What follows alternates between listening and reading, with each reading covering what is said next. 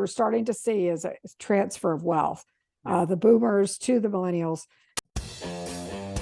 Hello and welcome to Pillars of Wealth Creation, where we talk about creating financial success with a special focus on business and real estate. I'm your host, Todd Dexheimer. Now, let's get to it. Hello and welcome back to Pillars of Wealth Creation. I'm your host, Todd Dexheimer. With me, excited to have Karen Briscoe. Karen, how are you doing today? I'm doing well. I'm looking forward to our conversation. We had a little bit of pre-visit, and so I know we're going to have a good one today. Yeah, we got to get you in and out so you can go play some golf, but we're still going to have an awesome interview, and we're not going to hurry you out. So, if you don't hit the course, I'm sorry, but we're just having too much fun, that means. Oh, we'll just walk on and it'll be fine. Love it. So Karen, why don't you tell our listeners a bit about, what you got going on, what you're doing today, and maybe we'll dive into some background, and then man, we're gonna do so much today. So, well, some of my titles are mega real estate agent. So I run a team in the Northern Virginia, Washington, D.C. metro region. We just hit Real Trends ranking came out. So we're the top McLean team in Virginia. So for under the large category, I don't know where these categories come from, but whatever, it means that we sell a lot of houses, probably about 100 million. We have a very sophisticated clientele. So our average sales price is over $1 million. So we deal with the top echelon of the clientele. And then also am a coach. So as often happens when you achieve a high level success, people want to know how you do it. And so I coach people, and I'm an author of 4 books. One of them is Real Estate Success in 5 Minutes a Day. That's the one that's back up on the wall there. And a podcast host. My podcast has had over 400 episodes. I understand you're at over 600. So I think that's pretty amazing accomplishment. But 400 is actually really strong too in the podcasting world. So those are my titles, if you will. I'm also a member of Go Abundance, which I know we have a connection there. We may want to chat about that because it's definitely been very impactful in my my creative success journey. I look at my career life as the business side, where I grew my business, and then I started to pursue more of the creative endeavors and personal development side. And so Go Abundance has definitely been a part of that. Love it. Love it. So before you started doing all of this, like, how'd you get into doing all of this? I guess maybe we should. Oh, well, that's a good origin story. Yes. Yeah, let's do that. Well, I like to say I started in dirt. In early 80s. Well, I like to say I did. And I worked for Trammell Crow land developer in Texas and Dallas. And I loved it. It was a great career. I met my husband, and then we had children, and then his career took us to the DC metro region. And because of his travel schedule, he was in public policy and he was all over the world. And I was the primary caregiver for majority of our 2 children's lives. I went back to work full time when our son left for college. So I share that story because my story is you can start at any time, and that I did some low level jobs, but nothing meaningful. When I went back to work, I really did feel like I found myself. Like I enjoyed being with my children. It was a blessing. At the same time, it was not my skill set. I am a business person at heart and a deal maker. Although I feel like I was making a lot of deals with my son. I was going to say, you're doing a lot of negotiating. A lot of negotiating. I really honed my skills on a 3-year-old redhead. And he's now in commercial real estate. And I'm like, I taught you everything you know. Like, you know how to negotiate. So anyhow, so when I re-entered the workforce in how old would you have been when you re-entered the workforce? So I was in my early 40s. Okay, that's awesome. Yeah, and so I went back into commercial because I thought that's what I wanted to do, and I went to work for Nextel, which is a telecom, working for the real estate side though. So for the Staubach company, which is now Jones Lang Saul, and they We manage their sales engineering warehouse offices. And I share this because I thought it was the most boring thing that one could ever do. Like, how many sales engineering warehouse offices have you seen, and how many do you want to go see again? Yeah. And so when the tech bust happened, I looked around and I was like, someone said, well, you have your license. Why don't you try residential? And if you've been in the real estate world, the commercial side, many people look at as the hard skills, negotiation, market knowledge, strategy. And they look at the people on the residential side, they go, oh, they're doing all that softy stuff, relationships, people, feelings, emotions. And yet I found I have them both. I really do. I love them both. I love that combination. And so I met with success very rapidly. And when that happens, people notice, right? And so the Sue Huckaby was number 10 in the nation at the time, asked me to become her partner. And then she passed away, sadly, in 2008. And so I took over a business the week the financial markets crashed. So the other thing I'm really good at is being resilient. I did have a lot of muscle memory from the savings and loan crisis in Texas in the 80s. And I saw it happening. I really did. I could have predicted that it was irrational exuberance. If anybody would have asked me, I saw it's happening. And the people that listened were successful in selling when they should have. But then rebuilding a business with losing your business partner and the market crashing, and it very high end. I shared with the beginning, our clientele is very sophisticated, very high end, so it's very expensive marketing and overhead. And so in 2009, my business partner now, Lizzie Conroy, we've been together now 14 years. So she joined me and we set about rebuilding it. And that's part of a lot of my success stories, because a lot of, not everyone survived the market correction, but those that did, most of them didn't also have their business partner pass away. So that led to people asking me how I did it. And that's what led to the book, because I found that the stories I told when I was coaching and speaking, people are like, wow, that really resonates. And so it was actually Pat Hyben that I talked to very early on when I was first thinking about writing my book. And so he's been very instrumental in a lot of my journey. So the name of your book? Real Estate Success in 5 Minutes a Day. So you say, well, how did that come about? I'm like, well, I would share people, agents, how to be successful. And most people in the personal and business development said they didn't have enough time. And I was like, well, do you have 5 minutes a day?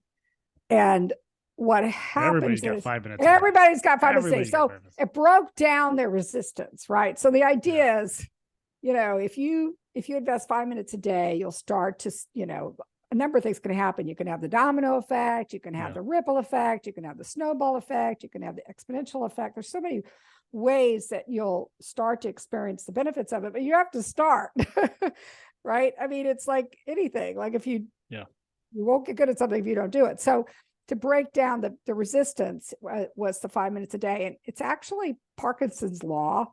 I've become kind of a time guru because now everybody wants to know about productivity. But there is a law known as Parkinson's law, and it means it is that restricting and limiting time will actually help you be more effective and efficient. And the best example I can give is when you're getting ready to go out of town, how many things do you get done? So you really do focus on what you should be doing, because many people get caught up in the minutia. And the other thing about focusing on your business development or personal development, even in small chunks, is that oftentimes there could be a tsunami effect to information.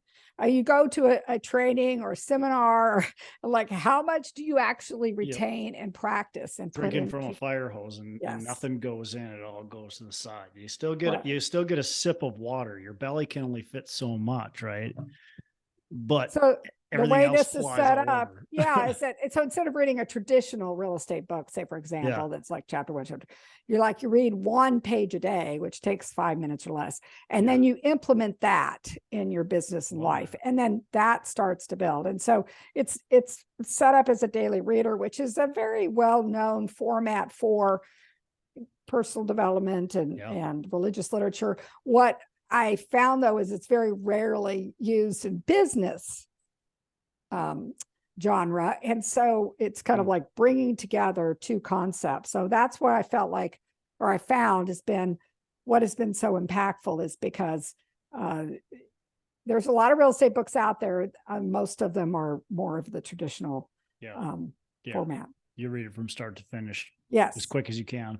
Yeah. And the other thing is like, I really like what you just said is you read 5 minutes a day and then you implement it. And that's something that so many people do with books is they read it, they don't implement it. And then they just move on to the next one as quick as they can. Cause somebody told them, and it sounds good, but somebody told them you got to read so many books.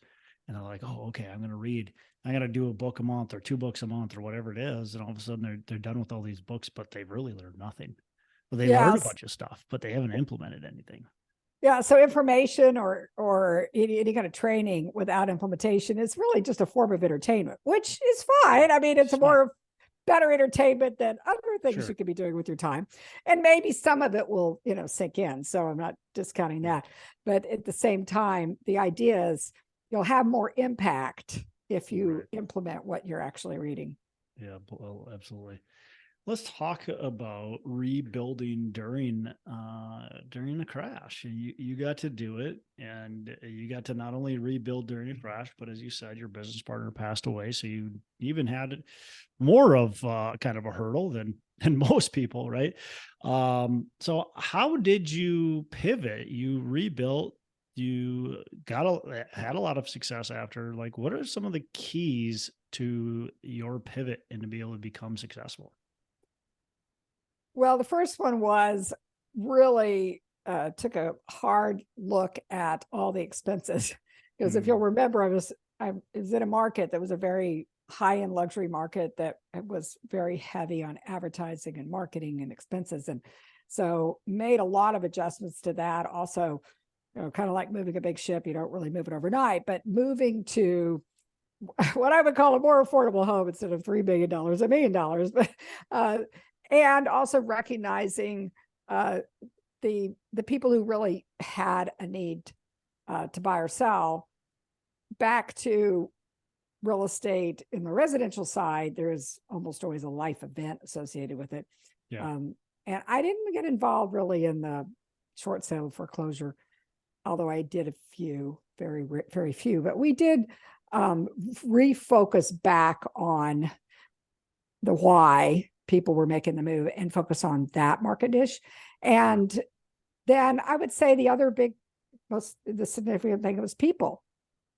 So I recognized pretty quickly that I did enjoy working on the team approach and the partner approach. And so Lizzie is 15 years younger than me, and she brought a breath of fresh air. She wasn't burned out at all. So she had energy, and I'm like going, okay, let's do it. So I had the experience, and I had, the knowledge, and she had the energy and the enthusiasm. And so that was a great combination. And then the other thing, and I'll say this is, well, all these things are ongoing, right? I mean, every market is constantly shifting. The good news is I can recognize it so much faster and more looking forward, like Wayne Gretzky, right? Like skating to where the puck is going.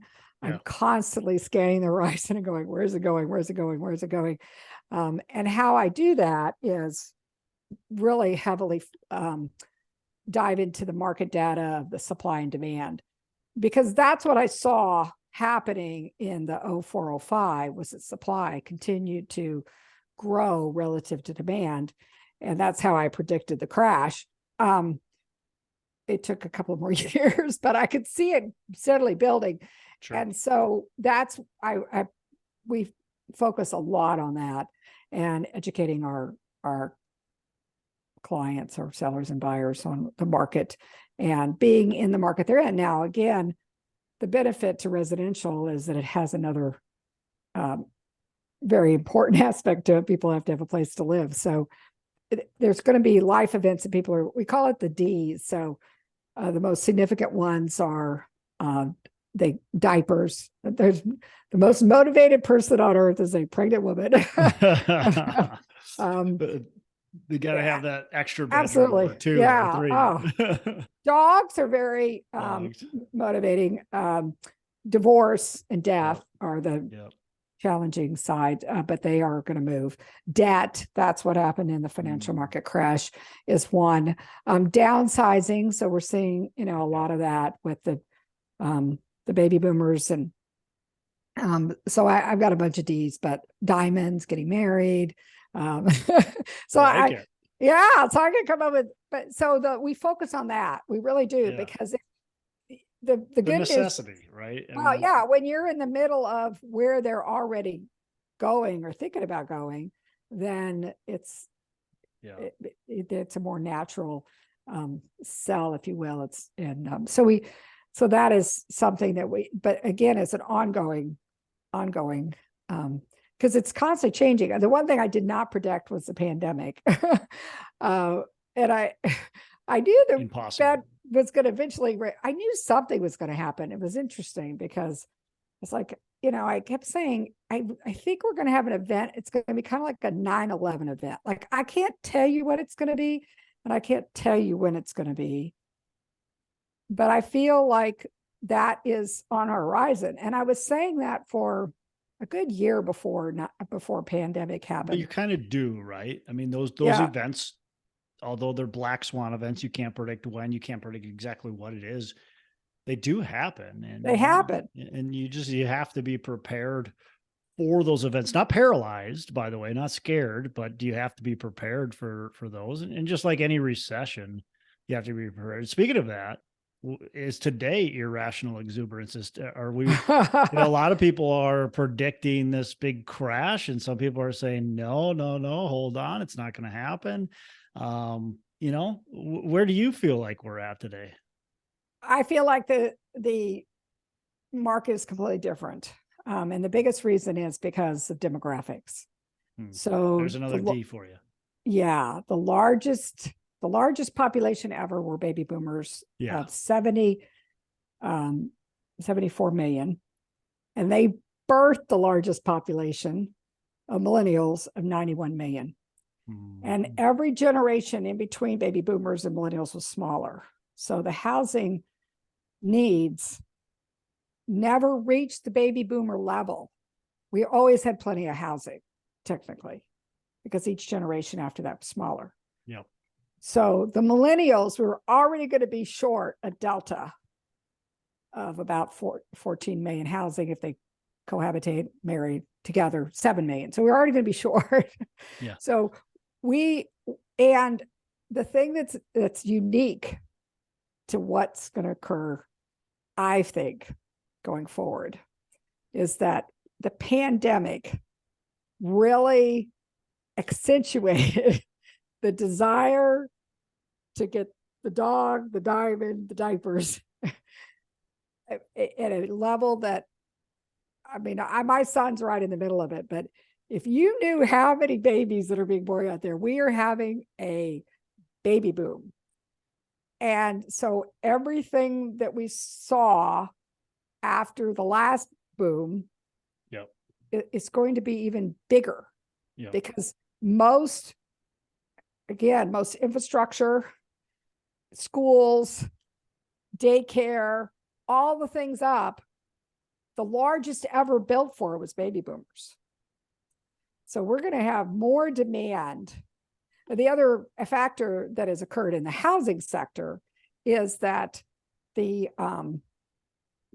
of the developers and builders lost option on their land and their ability to, in the financial market crash. So we have a delta of probably at least 10 million shortage of housing units and it's not affordable with that too. Yeah. Right. Well, none of it's affordable. It's hard to make it affordable. I mean, you can't build. You can't buy the land and the construction costs and Yeah. And labor. And it's amazing. I mean, we were making a comment about our apartment renovations. We used to be able to renovate an apartment for $6,000 to $8,000 a unit in that same exact style, same everything. You're talking 16 to 20,000 a unit. So it's just a totally different deal when we're talking expenses to build. So this has always been a question. Are you seeing this a trend as well? I mean, are you seeing demand on your end? Because I would think you all would be the beginning of the demand of the needing housing. 100%, a lot of demand. Where there is a lot of building though that has taken place over the last several years, and so it depends on the market. Midwest and Northeast aren't really being affected too much for the most part, but some of the West markets, some of the Southeast markets are definitely getting oversupplied. Now, I would say short-term oversupplied more than long-term oversupplied. So it's interesting. One thing that has always interested me to understand is what will the baby boomer generation, how will that impact the housing supply? So you've got all these baby boomers that own their house still. Most of them do. They eventually are going to sell their house and either die or move into an apartment or move into assisted living or, wherever. But eventually they're going to sell their house. Will that cause a flood in the market of new supply that maybe won't be kept up with? Well, most of that is in markets that we really need them to move. So most of them are moving either to be near children. They're just now starting to choose to go to some sort of long-term living choice. In the Northern Virginia area, there's a very, very high-end complex big built. And like the buy-in is 1.5 million to buy in to it. So we're seeing, they're going there. They're moving in with their children. There's a lot of that. And then the people that are on the upper income level, they are actually buying more houses. Yeah. So they're buying the second home because what they're doing is wanting to have a place to go in the event that something like a pandemic ever happened again. So they're actually buying more houses and less houses. And many of them are, particularly if they're leaving the expensive market to a lower price market, are actually, I had a seller who sold their house in McLean last year for 1.3 million, decided to retire to Maine, and they're spending 1.8 million. They're not spending less money. And the other thing I believe we're going to see, or we're starting to see, is a transfer of wealth. The boomers to the millennials. So people are like, well, how are the millennials buying these houses? I'm like, well, first of all, they're getting an injection of money that the baby boomer generation didn't get. The Silvers didn't ever. They came out of they were a great generation, but they came out of, the Depression era. They did not pass down wealth to their by and large, to their children, but the baby boomers are. Yep. So I think that, I think there's still a lot of opportunity, is my point, because these kind of demographic, back to like why people buy and sell houses when they're doing it for personal reasons, the money matters. Yes. I'm not saying that doesn't matter, but people were like so surprised when interest rates doubled and we still had more demand than supply. Now it could change. So I'm not saying this is a forever thing, but currently it is still very much a demand market more than it is a supply market. So I don't think we're anywhere there yet. I would like a lot more of those baby boomers to sell their houses. We need them to sell their houses. Yeah, we do. We need to open up the inventory. Yeah, they really do, because their inventory is in places. Remember, if they live in a place as a boomer, they were built for boomers, those suburbs or whatever. Yeah. Those are usually the best schools or the best, that's what this generation wants. And we need them to leave so that we can fill it in with this generation and, move on, the progression of that generation needs the schools. Yeah. Right. When I look at my parents, my in-laws, a lot of their friends, uncles, aunts, they're all living in affordable housing that when they sell is relatively affordable compared to a brand new house that's put up. Right. And so, they're the house that younger person is looking to move into, and can afford. So, you said something before we started recording, and I thought it was really good. I really liked what you said. You talked about learning from. You have a podcast, and you talked about you like to learn from people from different industries. Let's talk a little bit about that. Why do you like to learn from people that are in different industries versus just your industry? Well, what I found is that there's a lot of recycling of ideas and concepts and industries. I don't think that's only the case for real estate, but and some of that's good. I mean, best practices and you learn from each other and all of that. What I find when really want to quote unquote think outside the box or get creative in your approach, that learning it from somewhere else is where you're going to have more of a epiphany or a make a breakthrough, because frequently what we're doing is just rehashing the same things over and over again. And so to get out of that, I was watching a movie the other day. I've seen it before, but you may remember it's called Flash of Genius. And it was the gentleman who invented the intermittent wiper. and other inventors have said things like this, had these experiences, but the epiphany came when he was watching the wiper, but thinking about how it was like his eyelid, about how this eyelid blinked. And he's like, well, why couldn't a wiper blink? Well, it's that kind of thinking that is where really, truly, you're going to have more of an exponential leap. Yeah. You could have other forms of growth, but those are where you go to another level. Right. And usually, what I find is that most people achieve a certain level of success to kind of a ceiling, like they're capable of doing to this level. This is why masterminds are so powerful, and podcasts and reading things that help you see something another way. But most people have a level of thinking that just kind of hits a ceiling. To break through that ceiling requires a new level of thinking, and a new level of thinking often requires putting yourself into a, situation or knowledge opportunities that are going to take you to that next level, because very few people can see how to get to the next level themselves. Yeah, you have to see somebody else do it oftentimes. Right.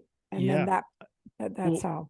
Right. We're conditioned by the people we're around the most and hear the most. And that's why I think podcasts are so powerful, because if you're listening, you talk about people, you are who you hang around. Well, when you read books and when you listen to podcasts, that's who you're around, and you're starting to get conditioned by them. So listen to podcasts with successful people like Karen that are at a different level. Now you're going to be around her and can hear, hey, this is the next level. Right. And then when you get to that level, you got to break the glass ceiling. Right. And you got to get to the next one. So. Yeah, because what happens is if you're not growing, then, it's like your muscle, right? I mean, that's the reason why, people are in hospital beds, atrophy, right? Mm-hmm. So when people stop growing, I mean, I would say out of, growth mindset is one of the most important attributes I look for in people, and I really want to, for myself as well, because it's when people's like, oh, we've always done it this way, that all that philosophy is where people oftentimes their business and their life, it's going to if you're not growing, you're actually deteriorating. I say everything's you're in not a growing, state. you're dying. Yeah, you really Yeah. are. I mean, Yeah. our bodies are, our Yeah. relationships Our are, our minds business are. are, yeah, our Yep. minds are. So it requires, but that's the good news is I find that empowering, right? I have more control, if you will, or more opportunity to predict my future because I'm going to be a part of it, right? Yeah. It's not something to be scared of, right? It's something to be aware of and then go and take action on it. So what are you doing? What are you doing to make sure you are growing? Well, so that's one reason why I love the GoBundance Women's Tribe is that arena is a lot of real estate. So that's great because we, have some things we have in common. And yet so many of the women are doing things that are, in different arenas or different ways. And the whole mission, to, inspire is very powerful. And so I've enjoyed I've been in other masterminds and other groups, but the one that, because again, I've been in the real estate ones and it just feels like I'm just doing the same thing over and over and over again. Yeah. So this is really taken to a new level.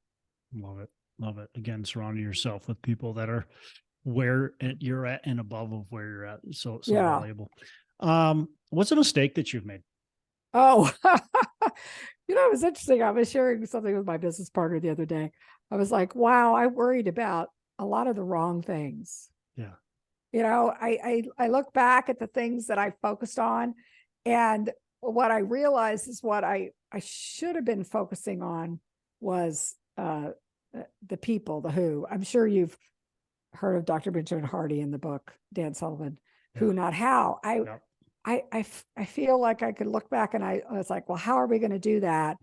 And also focused on what it was going to cost.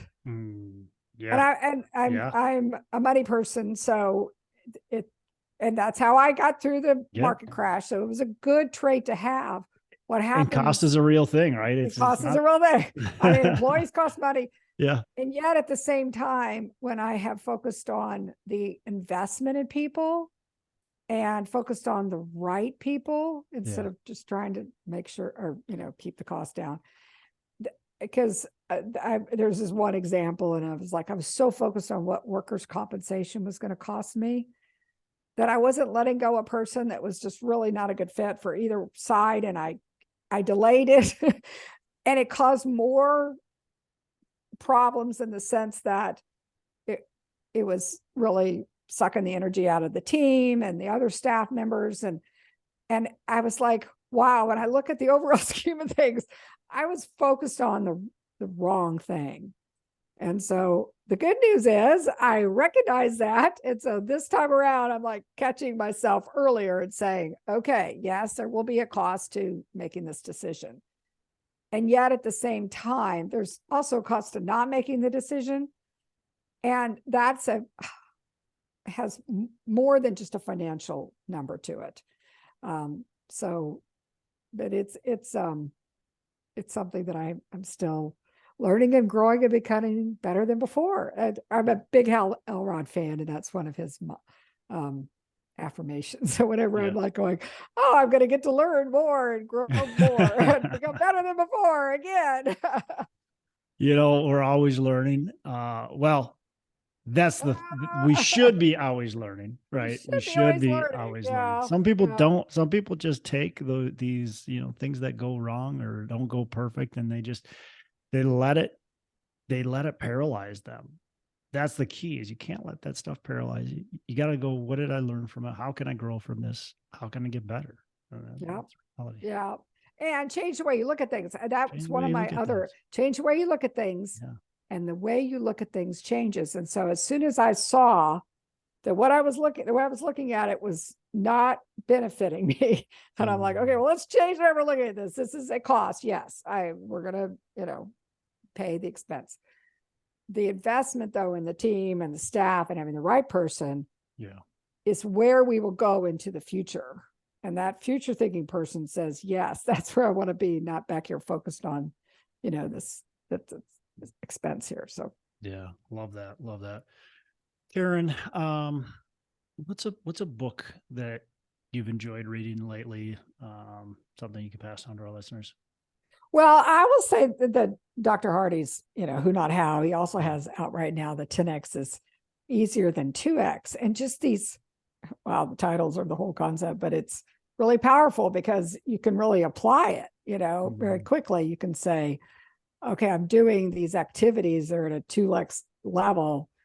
It's not going to get me to the next level, right? I really need to have completely different thinking to get to that next level. It's not just like doing more of this. And so I appreciate his writing. My biggest fan is still Hal Elrod because he's endorsed my books, and Miracle Morning was the very instrumental. And do you follow it? Absolutely. I have my morning routine, and I do my 5-minute journal app. Are you like a 4 a.m.er? Not quite. Like between 5:30 and 6 a.m. Yeah. The idea is, even Hal, the 5-minute success, he's like, really, you could do the whole thing in 7 minutes. So the idea is not the amount of time, it's the commitment to yourself. Like really what I found is that it really is an investment in myself. I mean, even Warren Buffett said, your greatest investment's in yourself. I mean, really, truly. I mean, because you're the one that's going to be able to create value. An opportunity. And if you're going to invest in anything, what you should be investing in is yourself. And that starts best with your beginning of your day. And so I'm a very faithful, but I'm also very faithful to the ideas that he I would say preaches, but he shares. Preaches. You can say preaches. Yeah, he preaches it. He preaches it. He preaches it well. I like Hal too. So he preaches it enthusiastically. It makes you want to like, oh yes, Hal, let's do it. He's very committed to his philosophy, and that's what you should be, right? You should be committed to your philosophies, your thoughts, and be willing to accept new challenges and new thoughts, but at the same time, be committed to kind of your beliefs, and he does a great job at that. Karen, what are your last question? What are your 3 pillars of wealth creation? 3 pillars. Oh my goodness. I'm so glad you asked me that. So my first pillar is people. Love that. Because on so many fronts, right?